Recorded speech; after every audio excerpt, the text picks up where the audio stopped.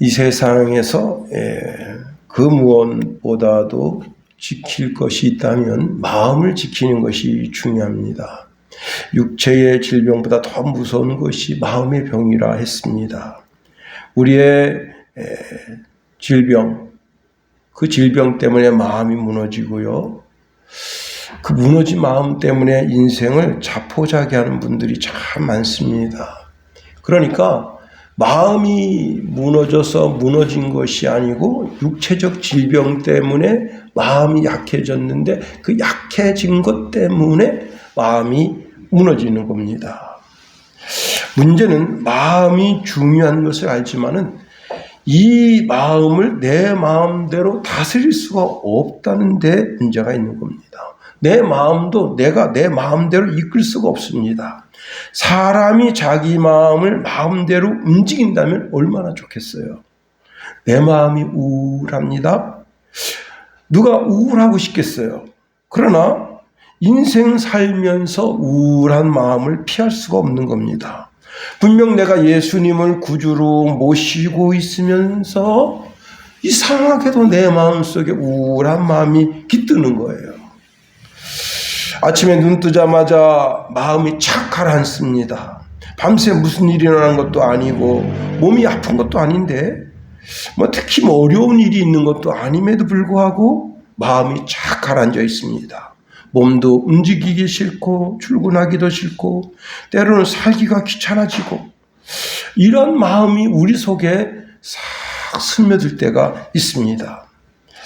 폴란드의 그 마리안이라고 하는 76세 된 남자 노인인데요.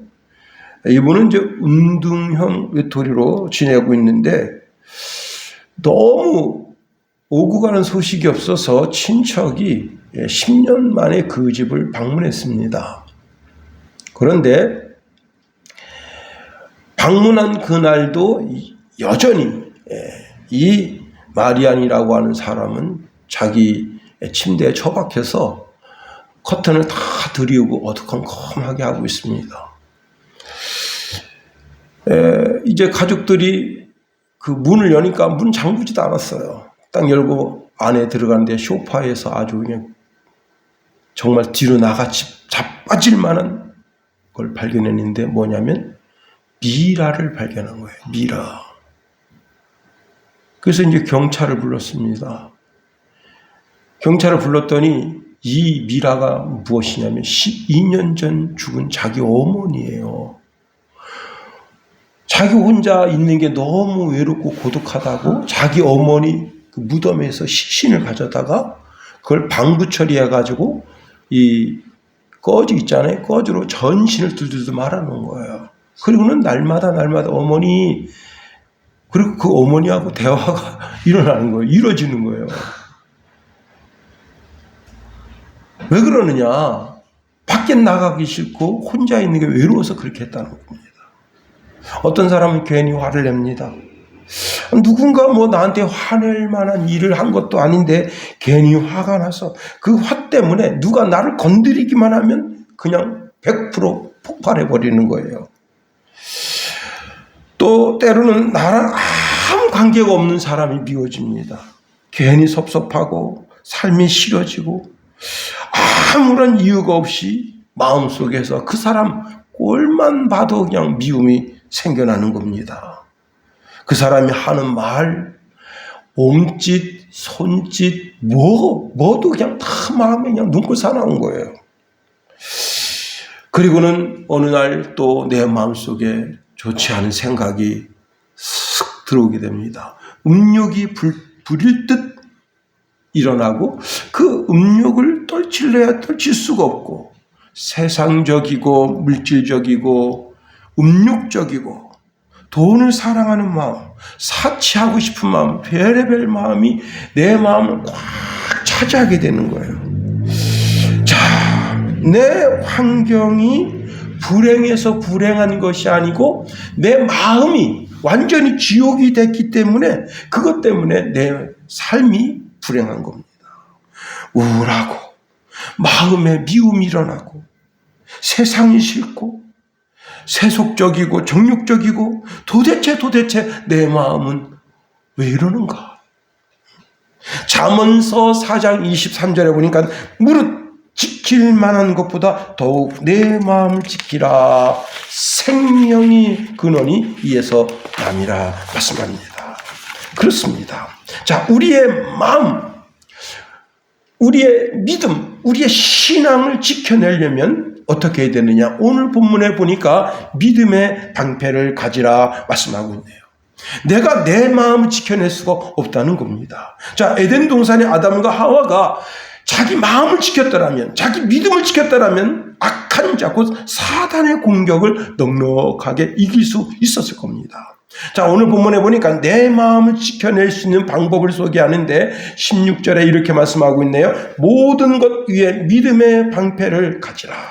모든 것 위에 믿음의 방패를 가지라 말씀하고 있습니다. 사단이 우리를 공격할 때 끊임없이 불시험, 불화살을 나를 향해 쏘아대고 있다는 겁니다. 조금만 틈만 보여도 그 틈에다 대고 화살을 쏘려고, 오늘날로 말하면 저격이죠. 예. 머리에다 대고 그냥 그 저격총을 뒤밀고 멀리 1km 멀리서도 망원렌즈로 땡겨가지고 한 방에 그냥 무너뜨리려고. 예. 그러면 이 불화살을 어디에다 대고 쏘느냐? 내 마음에 대고 쏘는 거예요. 계속해서 내 마음의 빈틈을 누리는 거예요. 마귀가 내 마음속에 부정적인 생각을 심어주고 싶고, 사단의 그 아주 그냥 매끄럽고 멋진 그런 에덴 동산의 아담과 하와를 무너뜨렸던 그런 멋진 그런 악한 마음을 우리 속에 싹 넣어주고 싶어 하는 거예요. 자, 예수님도 이제 베드로가 주는 그리스도시요 살아계신 하나님의 아들이십니다 라고 고백했을 때 베드로를 얼마나 칭찬하고 축복했습니까?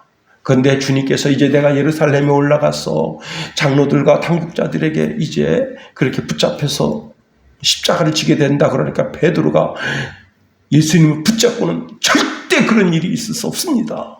그때 예수님 뭐라 말씀하셨습니까?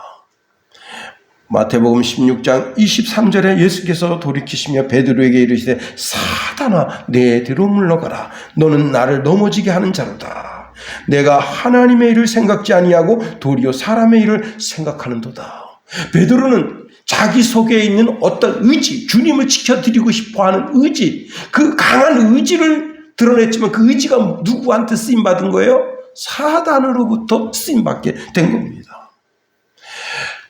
사도 바울은 로마서 8장 5절 8절 말씀해 보니까 육신을 쫓는 자는 육신의 일을, 영을 쫓는 자는 영의 일을 생각하나니 육신의 생각은 사망이요 영의 생각은 생명과 편안이니라.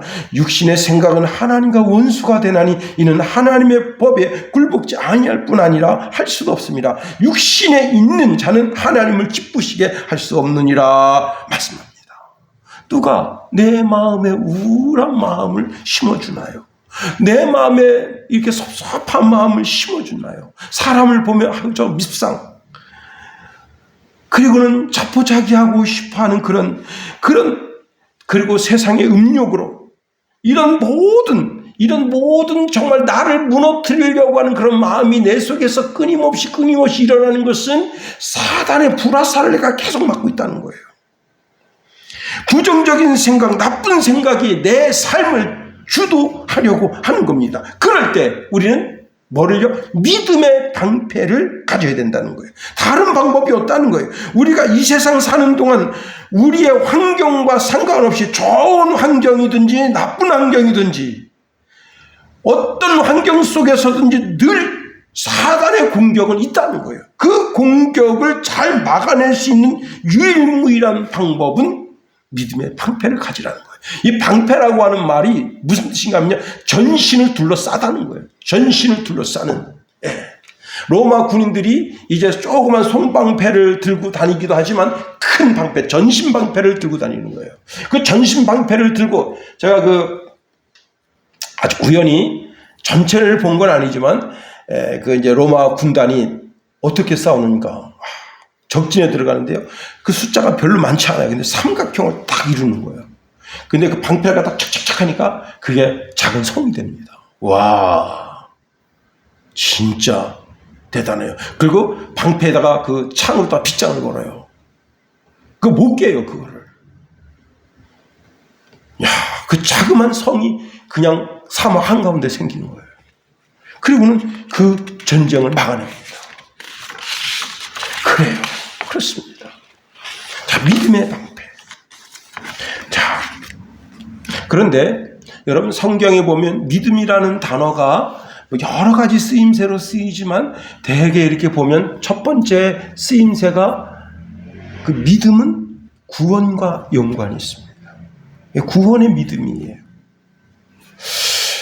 바울과 실라가 이제 감옥에 갇혀서 그렇게 곤란을 겪고 그 밤에 이제 찬송과 기도로 정말 신음소리를 섞어서 하나님 앞에 영광 올려드릴 때 지진이 일어나면서 옥터가 움직이고 모든 문이 열릴 때 그때 간수가 와서 이제 바울과 실라가 있는 것을 보고 선생님들 우리가 어떻게 하면 구원 얻겠습니까? 할 때 바울이 이렇게 말합니다.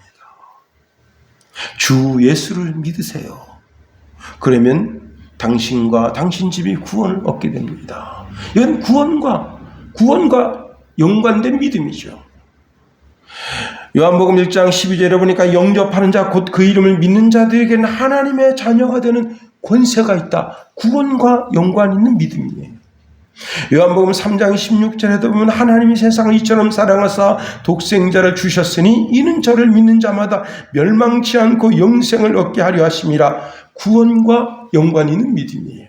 근데 오늘 본문은 구원과 연관이 있는 것이 아니라 능력 있는 성도의 삶과 연관이 있는 믿음이에요. 자, 예수님이 베드로, 야고보, 요한을 데리고 변화산에 올라갔다 내려오셨을 때 그때 9명의 제자가 이제 가끔 물에도 들어가고 불에도 들어가고 막 그냥 그렇게 귀신 들려서 그냥 어린 애를 달달달 볶던 그 귀신 들린 아버지가 귀신 들린 아이를 데리고 예수님께 왔는데 예수님은 안 계시고 9명의 제자가 있었을 때 이제 고쳐달라 했더니 못 고쳤어요. 그 이제 제자들이 그 상황에서 코너에 물렸습니다.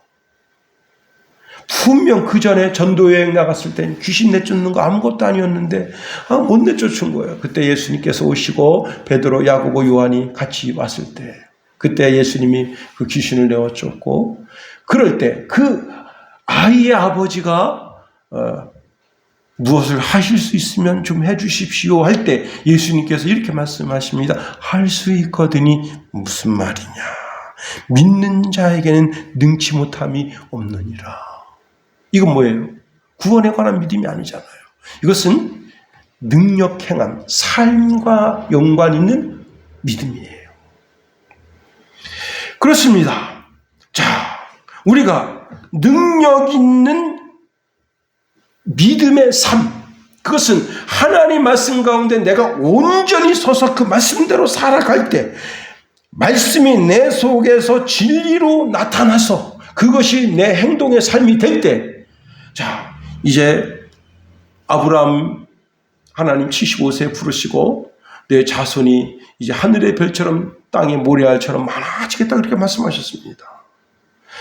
그런데 아브라함이 계속해서 엉뚱한 생각을 가지고 있잖아요. 자기 조카 롯을 자기 후계자로 삼으려고 하고 엘리에셀을 자기 후계자로 삼으려고 하고 그 다음에 이스마엘을 자기 앞에 있게 하게 되기를 얼마나 간절히 원했습니까? 자, 그런데 하나님께서 환상 중에 아브라함에게 찾아오셔서 아브라함아 두려워하지 말아라. 나는 너의 방패이다. 내가 너에게 큰 상을 줄 것이다. 그러니까 아브라함이 아주 볼멘 소리를 했습니다. 주 여호와여 저에게 무엇을 주시겠습니까? 저는 아들이 없습니다. 그러나 다마스커스 사람인 제종 엘리에셀을 제 장자로 삼고 제 모든 재산을 물려줄 것입니다. 그리고 아브라함이 또 말합니다. 주께서 저에게 아들을 주지 않으셨으니 제 집에서 태어난 종이 저의 모든 재산을 물려받는 것이 옳습니다. 하나님께서 아브라함을 보시면 그 말씀 들을 때 뭐라 말씀하시겠어요? 야, 이거 뭐라 싸가지 없는 놈이네.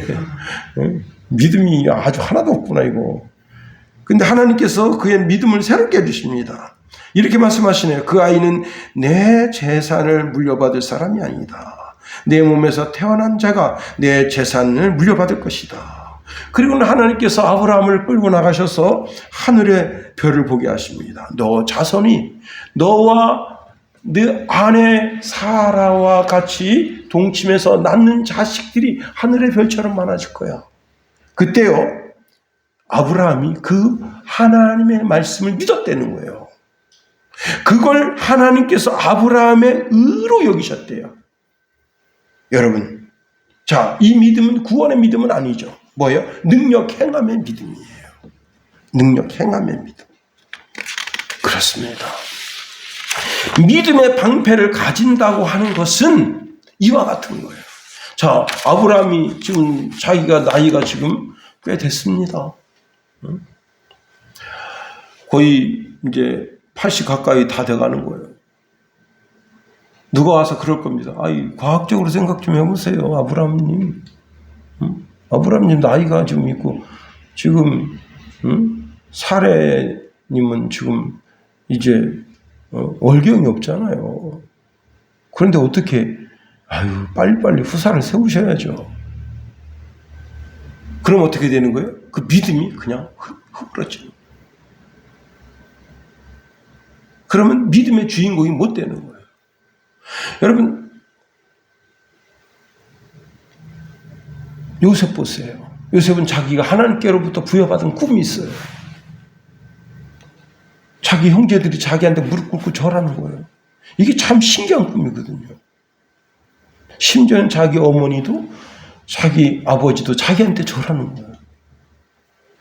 이게 참 신기한 꿈이거든요. 그런데 자기가 포로로 잡혀갔습니다. 야, 노예가 됐으니 뭐 막 살아야지 뭐. 술도 먹고 담배도 먹고 마약도 하고 힘든데 뭐. 그리고 막 살아보세요. 어떻게 되겠어요? 응?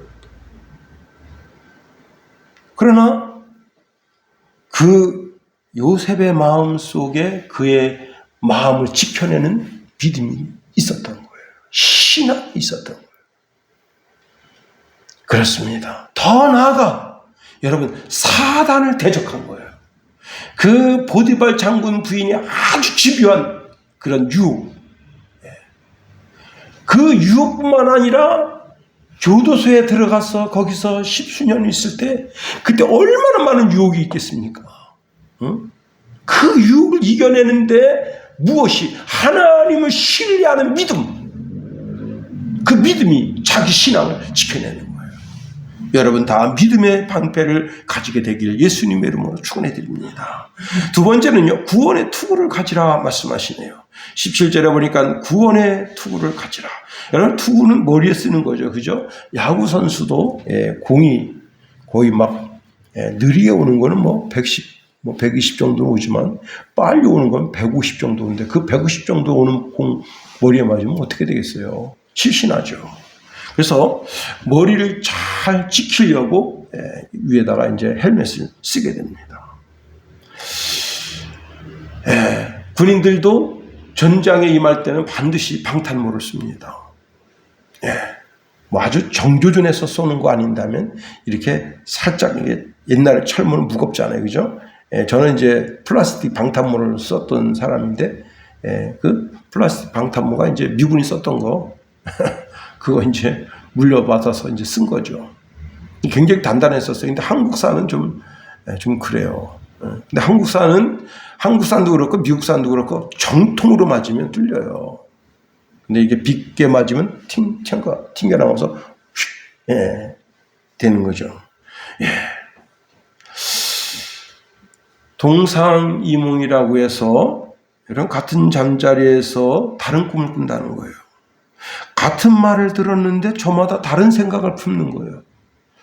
옛날에 한 가정에 이제 아버지하고 아들이 싸우는데 FTA, 여러분 칠레하고 우리나라하고 FTA를 이제 체결하는데 그것 때문에 아주 부자지간이 의가 상했다는 거예요. 뭐냐면 아버지는 이제 이게 우리나라가 선진국으로 가는 큰 길목에 있기 때문에 이런 FTA가 많이 일어나야 된다 그러는데 아들은 이제 대목꾼입니다. 그냥 대학 가서 열심히 대모하다가 어느 날 식당거리에서 아빠하고 이야기가 되는데 아빠하고 얘기가 안 되는 거예요. 이 FTA를 하면 어떡하냐 말이에요. 우리나라 농민 다 죽는 거 아니냐 말이에요. 사실 지금도 마찬가지죠. 국가에서 농민들 뭐 생각하나요? 그렇잖아요. 농민을 위한 정책이 뭐가 있어요? 전자제품 하나 더 팔면 된다 이게. 하여튼 그러니까 그 아들하고 아버지 생각이 그냥 그 식탁에서 그냥 오고 가고 그러는데 결국은 두 사람 사이가 이가 났다는 거예요. 여러분 개인 사이의 갈등이 뭐서부터 시작된 겁니까? 생각의 차이. 예, 투구라는 게 뭐예요? 머리를 보호해주는 머리가 뭐예요? 생각을 보호해주는 생각. 자, 우리가 하나님 앞에 나아가 기도할 때 하나님께서 우리의 마음과 생각을 지켜주신다.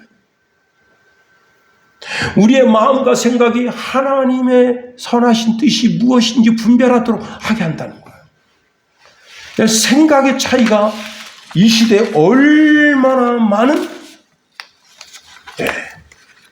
혼돈을 가져오는지 알 수 없는 겁니다.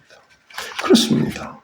여러분, 이게 데살로니가전서 5장 8절에 이런 말씀을 주고 있습니다.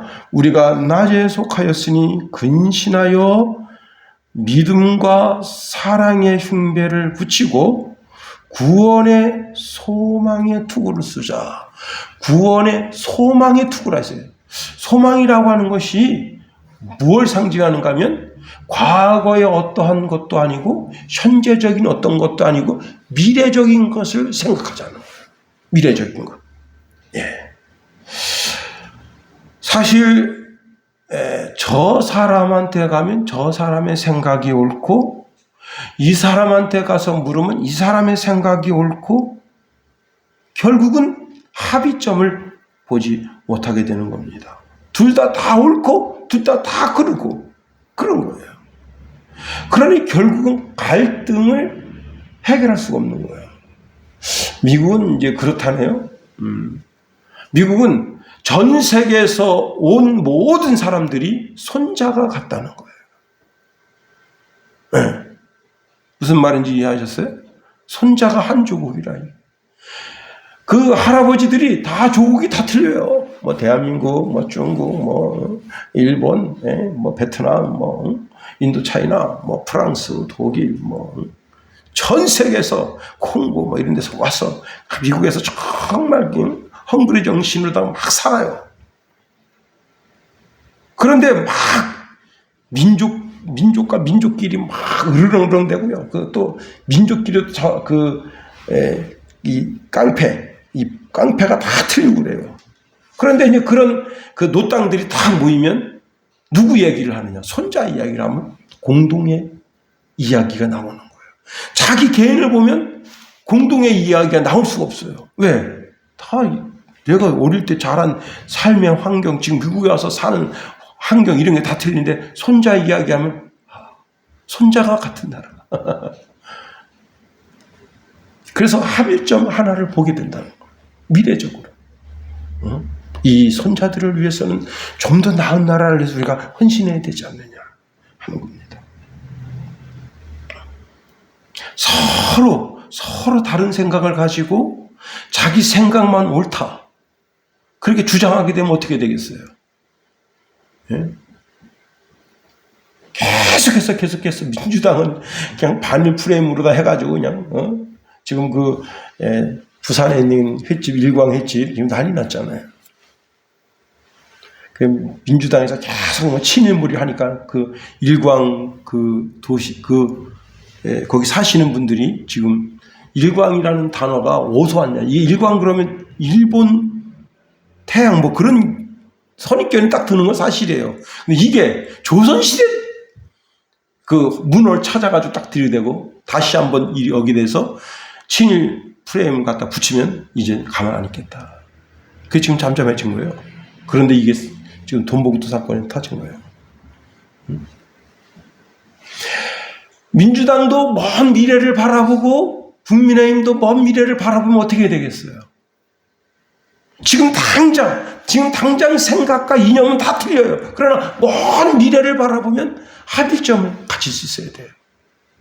근데 이게 세상 사람들은 정말 쉽지 않은 거예요. 그렇기 때문에 세상이 어떤 주관, 어떤 주장 가지고 거기 목숨 걸면 안 되는 거예요. 그때는 맞았지만 지금은 틀릴 수가 있는 거예요. 근데 그때는 틀렸지만 지금은 맞고 지금은 틀렸지만 또 미래적으로 보면 그것도 맞을 수도 있는 거예요. 그런데 구원의 투구를 쓰라고 하는 것은 모든 생각, 이런 여러 잡다한 모든 생각들이 다 합쳐져서 어떻게 되는 거예요? 저는 사도 바울이 로마서 8장 28절 모든 것이 협력하여 최고의 지선을 이룬다.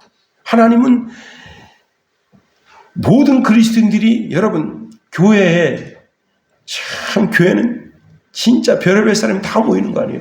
에베소 교회는 지금 여기에 종놈도 있지, 노예도 있지, 창녀도 있지, 별의별 사람 다 있습니다. 자유자도 있지, 그다음 유대인도 있지, 새카만 별의별 사람 다 있는데 그 별의별 사람, 그 사람들 다 모든 사람들이 하나가 되는 것은 성령이 그들을 하나로 묶어 가신다는 그렇습니다. 구원의 투구를 쓴다고 하는 것은 내 마음과 내 생각을 하나님이 주관하시게 하는 겁니다. 세 번째로 성령의 검을 가지라 했습니다. 우리 한번 17절 말씀 한번 다시 한번 읽어봅니다. 17절 시작. 구원의 투구와 성령의 검 곧 하나님의 말씀을 가지라. 자, 이 검이 뭐냐? 검이 곧 하나님의 말씀이라 했습니다. 왜 하나님의 말씀을 검이라고 했을까요? 여기 이제 말씀이라고 하는 단어는 로고스입니다. 로고스. 로고스. 로고스라고 하는 말은 기록되어진 성경 그런 뜻이에요. 신구약 66권 성경 1188권 그 성경, 그 전체 성경, 기록되어진 말씀을 로고스라 한다. 그런데 어느 날 이제 성경을 읽다가 어느 말씀, 한 구절 말씀이 내 마음을 움직여요. 강하고 담대하라. 내가 물 가운데 지날지라도 물이 너를 침몰치 못하고, 네가 불 가운데 지날지라도 불이 너를 사르지 못하리라. 와. 제가 이제 인천에서 섬기던 한 교회에 그 전도사님 아들이 소방관이었어요. 그래서 이분이 이 말씀을 그렇게 좋아하는 거예요. 하나님, 우리 아들이 소방관으로 있는데 소방관이 이제 출동할 때 어디 이제 물로 있어 수해 맡은 데 그런 데 가잖아요. 그래서 하나님, 우리 아들이 수해 난데 그런 데 출동했을 때 거기서 생명을 지켜주소. 또 불난데 거기 투입되면 거기서 우리 아들 생명을 지켜주옵소서. 그런데요, 하루에도 몇 번씩 출동하는 거야. 거기가 그 동 이름 생각이 안 나네. 그러니까 월자 들어가는 동네인데 인천 뭐지? 월미도 아니에요. 월계도. 하여튼. 근데 이제 당신이 그렇게 기도하다가 어느 목사님하고 이런저런 이야기인데 그 목사님이 왜 그 물 가운데 불 가운데 들어가서 구원해달라 하느냐. 그 동네 불 안 나면 출동 안 하고 수해 안 나오면 출동 안 하지 않느냐. 그 하나님 우리 아들을 불 가운데 지켜주시고 우리 아들을 물 가운데도 지켜주시고 그러니까 자꾸 하나님이 그걸 말씀을 이루려고 자꾸 수해가 나게 하고 불이 나게 하고 그러는 거 아니냐. 그래서 기도를 바꾸라. 그랬대요. 그래서 하나님 우리 아들이 있는 그 동네, 거긴 동네는 이제 불 나는 일도 없게 도와주시고, 물 사태 나서 그런 것 때문에 출동하는 일 없게 도와주십시오. 그렇게 했더니 3개월 동안, 3개월 동안 아들이 한 번도 출동 안 했대요. 그냥 이렇게 미아 찾아주는 거, 뭐 교통과 정리하는 거, 뭐 이런 거로다가 출동하고, 그러면서 저한테 간증하시더라고요. 이 전도사님이 그 이사야서 그 말씀이 자기 마음에 딱 들어온 거야. 그 들어온 말씀을 레마라 한다. 레마. 내게 들려진 말씀. 자, 여러분 신앙생활 할 때 우리가 신구약 성경 66권 그 말씀 다 의지하나요? 아니잖아요. 어떤 분은 지혜가 참 부족한 분. 전 오늘도 제가 이제 설교 준비하면서 하나님 저같이 참 미련한 거 택하셔서, 저처럼 무식한 거 택하셔서, 저처럼 무능한 거 택하셔서 하나님 참 애쓰시네요. 사실 이 설교 원고가 8장 정도 되는데 하나님 이게 다 하면 1시간 가지고도 모자라는데 제가 이걸 좀 줄이는 지혜를 좀 주십시오. 하나님께 기도했어요. 그리고 막 잘라냈어. 이리 잘라내고 저리 잘라내고 설교 원고를 그 6장으로 맞춘 거예요. 8장 했으면 아마 밤새워서 해야 될지 몰라. 그래서 이제 하나님 앞에 기도하잖아요. 그럴 때 나같이 무능하고 무지한 사람은 솔로몬의 지혜. 하나님 그 솔로몬에게 주셨던 지혜를 주십시오. 여러분 전장에 임하는 군인 같으면 어떡하겠습니까? 다윗처럼 내가 하나님을 의지하여 담을 넘었나이다. 내게 담대함을 주소서. 뭔가 말씀 붙잡는 거 아니에요. 여러분 에브람 링컨은 환난 날에 나를 부르라. 그 말씀을 그냥 그렇게 의지했대잖아요. 자기 모든 사람들마다 이제 붙잡히는 말씀, 자기 심령 가운데 들려진 말씀, 그 말씀 붙잡는 거 아니에요. 그렇습니다. 내 심령 속에 들려진 그 말씀 의지였어. 그 칼을 들고 누구를 공격하는 거예요? 사단을 공격하는 거예요. 사단이 늘 여러분 말로 공격합니다. 이 말에는 참 신기한 능력이 있어요. 말에는 뭐가 있느냐? 우리가 하는 말에는 감정이 있어요. 감정이 실려 있어요. 욕을 하는지 칭찬하는지, 그 약간 진짜 칭찬 비슷한 말을 하는데 그 속에 나를 이렇게 약간 꼬는 듯한 그런 말이 있는지 없는지, 그 말을 가만히 들으면 그 사람 의지가 있습니다.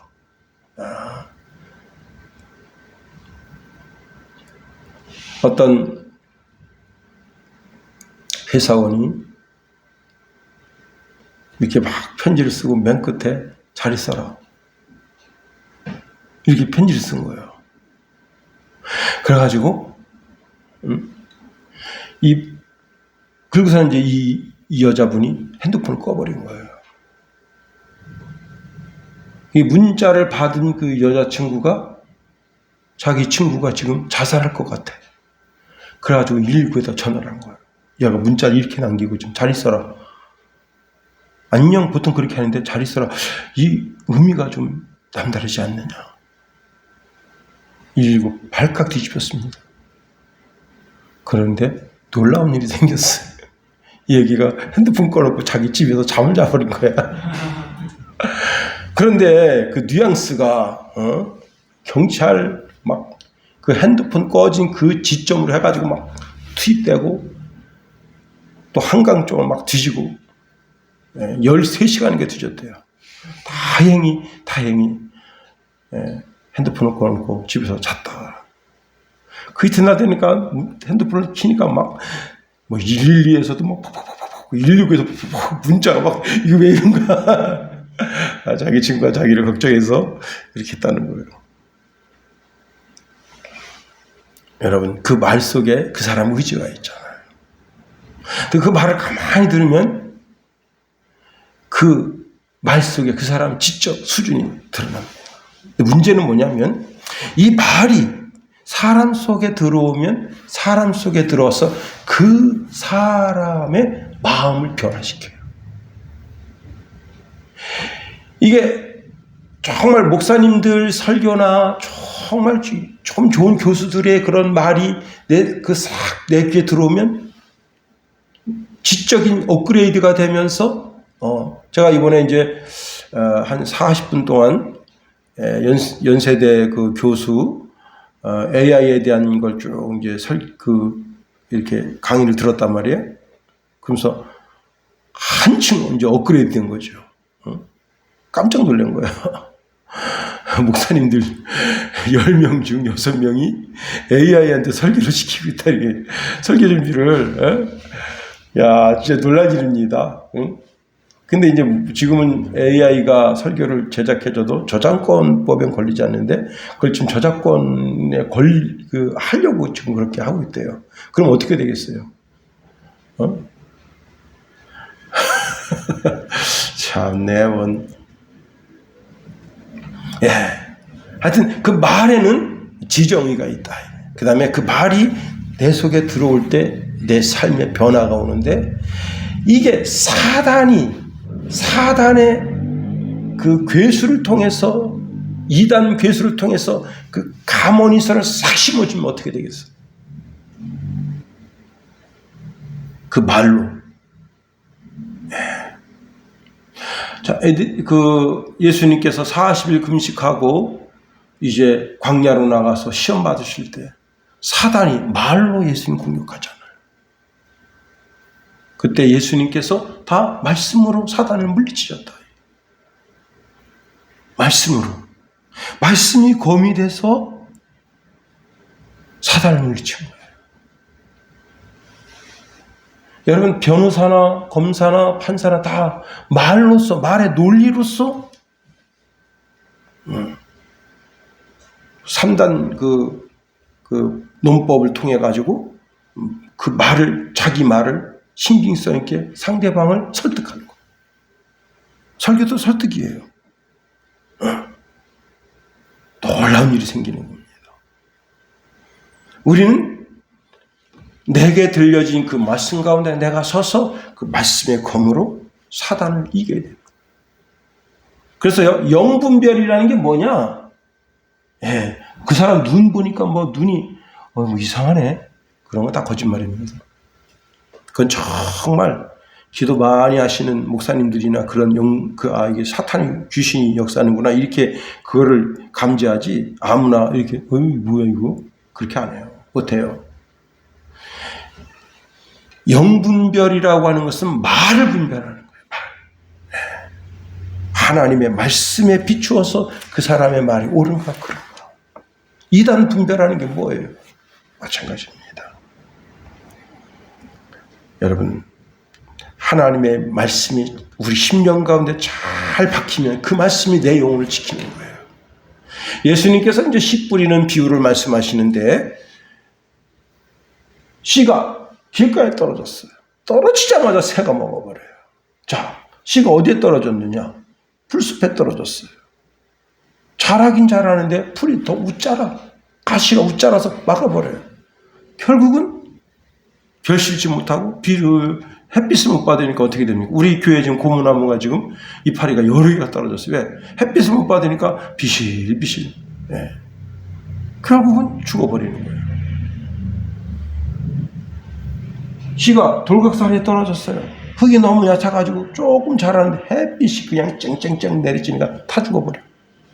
그런데 좋은 밭에 떨어진 씨는 그 속에서 여러분 쫙 올라와가지고 잎을 그리고 이제 꽃을 피우고 30배, 60배, 100배로 열매를 맺는다.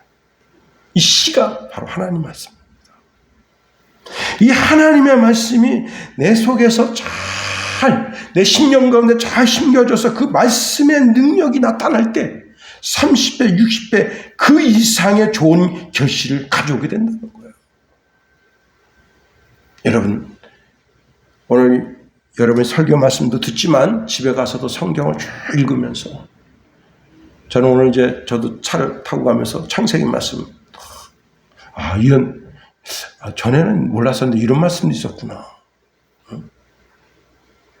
여러분 말씀을 통해서 히브리서 4장 12절에 이런 말씀을 줍니다. 하나님의 말씀은 살았고 운동력이 있어 좌우의 날선 어떤 검보다 예리하여 혼과 영과 및 관절과 골수를 찔러 쪼개기까지 하며 또 마음의 생각과 뜻을 감찰하신다. 하나님의 말씀이 살았어. 레마의 말씀이 살았어. 역사에서 30배, 60배, 100배. 여러분 갑절의 축복만 받아도 대단한 건데 100배나 축복받는 그런 멋진 축복의 주인공이 다 될 수 있게 되기를 예수님의 이름으로 축원해 드립니다. 기도하겠어요. 하나님 감사합니다. 우리를 붙드시며 인도하시고 주의 크고 강한 능력의 손으로 붙잡아 주셔서 아버지 하나님이여 아버지 하나님 말씀하시 말에 하나님 말씀 가운데 굳건히 서서 약한 세상을 이기고 하나님께 영광 올려드릴 뿐만 아니라 주님이 약속하신 100배나 축복받는 축복의 주인공들이 다 되게 허락하소서. 예수님 이름으로 기도합니다.